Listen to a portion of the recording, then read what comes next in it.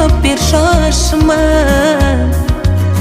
Er bo'lmasa ayt kimsan ayol.